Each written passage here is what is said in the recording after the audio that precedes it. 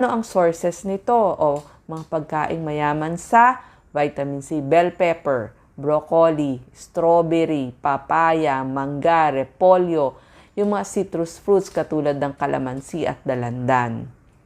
Number 6, yung vitamin B6 o pyridoxine. Pag mababa to, hindi nagagawa ng antibody yung ating katawan. Tsaka manghihina na yung ating lymphocytes o white blood cell. So, hihina yung sundalo ng ating katawan. So, yan na po vitamin A, D, E, K, vitamin ang kailangan. Tapos yung sinabi nating mineral. Kailangan din ng protina, lalo na yung mga may edad, yung mga seniors pataas, para hindi lumiit ang muscle. Bakit kailangan ng protina? Ito yung mga galing sa isda, manok, pwede din sa mga tofu, tokwa.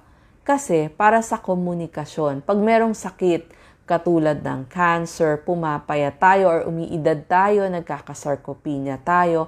So yung protina maganda galing sa plants or plant protein ang pinanggalingan. Kasi maraming cancer-fighting nutrients at phytochemicals kung galing sa plants. At saka pwede din ang protina mula sa fatty fishes o dun sa mga isda dahil kailangan ng omega-3 fatty acid para depensa ng katawan. Pero ang sources na magaganda ng protina bukod dun sa isda, tokwa, munggo, pwede din yan, taho. Ang free radicals, madalas nating madinig, ano ba yung mga free radicals na yan? Ito yung mga pumapatay sa normal na selula. So, kailangan tanggalin ng katawan ang free radicals sa dalawang paraan.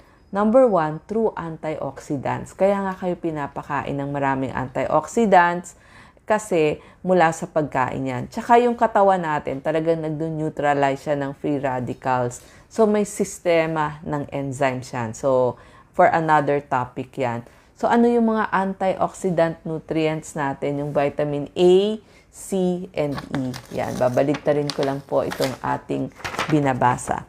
Ngayon, yung omega-3 fatty acid, bakit kailangan ng isda habang may sakit tayo? Kasi may EPA yan, DHA, di ba naririnig nyo yan sa TV? Ito yung mga linolenic acids kasi nagpapababa ng triglycerides. Form yan ng cholesterol. So, binabawasan din yung pagdikit-dikit ng ating platelets kasi ayaw nating magdikit-dikit yung dugo. Tsaka kasi para malinis yung ating ugat. So, ano ang source ng omega-3 fatty acid? Siyempre, lamang dagat. Ito yung mga isda, alimasag, alamang. Yan yung maraming omega-3 fatty acid. Alamang, tsaka isda. Kaya nga sabi ko, di ba, dun sa mga pagluluto ko, alamang masustansya. Flavonoids. Ito yung mga pigments o kulay ng pagkain. Kasi sinasabi, di ba, eat a rainbow, iba't ibang kulay ng pagkain kasi antioxidants yun. At syempre, pinapakain kayo lagi ng fiber para hindi lang para hindi magtibi o mag-constipate. Ang maganda kasi sa fiber, nagpapababa ng risk ng sakit sa puso, high blood, diabetes, di ba, mga sakit din yan. So, dalawang klase ang fiber. May tinatawag na